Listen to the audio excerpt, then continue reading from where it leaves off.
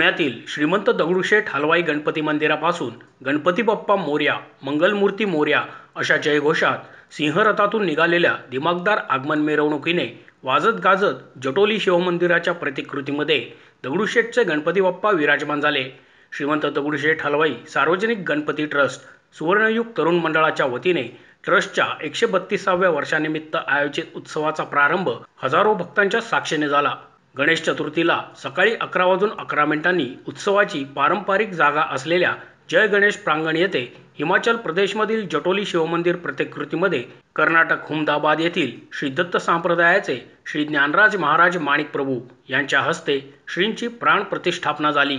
यावेळी ट्रस्टचे अध्यक्ष माणिक चव्हाण, उपाध्यक्ष डॉक्टर रामचंद्र उर्फ बाळासाहेब परांजपे, उपाध्यक्ष सुनील रासने, कोषाध्यक्ष महेश सूर्यवंशी, सरचिटणीस हेमंत रासने, उत्सव प्रमुख अक्षय गोडसे यांच्यासह इतर पदाधिकारी आणि कार्यकर्ते मोठ्या संख्येने उपस्थित होते। मिरवणुकीमध्ये अग्रभागी देवळणकर बंधूंचा चौघडा, गायकवाड बंधू सनई, दरबार बँड, प्रभात बँड, मयूर बँड यांच्यासह गंधाक्षर ढोल ताशा पथक देखील सहभागी झाले होते।